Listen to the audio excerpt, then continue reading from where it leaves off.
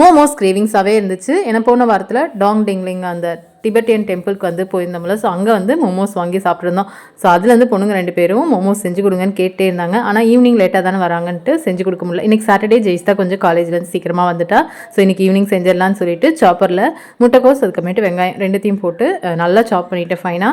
இதோட கேரட் போட்டால் கொஞ்சம் கலர்ஃபுல்லாக இருக்கும். கேரட் இல்லை, அதனால் இது 2 மட்டும் கட் பண்ணி எடுத்துகிட்டு நம்ம எப்பயும் போல் சப்பாத்திக்கு மாவு பிசைகிற மாதிரியே மைதா மாவு பிசைஞ்சு ஒரு 20 நிமிஷம் அதை ஊற விட்டதுக்கு அப்புறமேட்டு எடுத்து இந்த மாதிரி ரவுண்ட் ரவுண்டாக ரெடி பண்ணி வச்சாச்சு. இப்போ உள்ளார வைக்கிற ஸ்டஃபிங்க்கு கடாயில் எண்ணெய் விட்டுட்டு நம்ம அந்த கட் பண்ணி வச்சிருந்த முட்டைக்கோஸ் வெங்காயம் சேர்த்துட்டு உப்பு பெப்பர் மட்டும் சேர்த்து ஒரு 50% வதங்கினா போதும். ஏன்னா ஸ்டீம் வேறு பண்ண போகிறோம். ஸோ அதனால் பாதி வதங்கி எடுத்ததுக்கப்புறமேட்டு உள்ளார ஸ்டஃபிங் வச்சுட்டு ஒரு சைட் ஃபுல்லாக இந்த மாதிரி ஃப்ளீட்ஸ் மாதிரி மடித்து விட்டுட்டு இன்னொரு சைட் ப்ளைனாக இருக்குல்ல அதை எடுத்து இந்த மாதிரி 2த்தையும் வந்து ஜாயின் பண்ணி விட்டுட்டிங்கன்னா ஈஸியாக வந்து மோமோஸ் அந்த ஷேப் வந்து வந்துடும். ஸோ ரொம்ப ஈஸி இந்த ஸ்டெப்பு.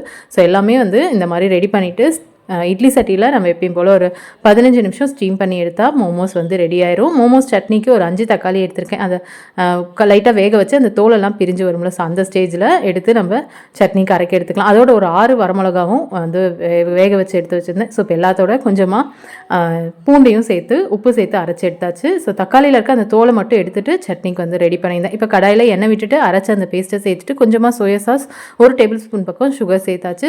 ஏற்கனவே உப்பு நம்ம அரைக்கும் போதே சேர்த்தாச்சு. அதனால் உப்பு சேர்க்கல. இப்போ ஸ்டீம் பண்ண மோமோஸோட அந்த சட்னி வச்சு சாப்பிடும் போது செம்ம டேஸ்ட்டாக இருந்துச்சு. வீட்டில் எல்லாத்துக்குமே ரொம்ப பிடிச்சிருந்துச்சு. நீங்களும் கண்டிப்பாக ட்ரை பண்ணி பாருங்கள்.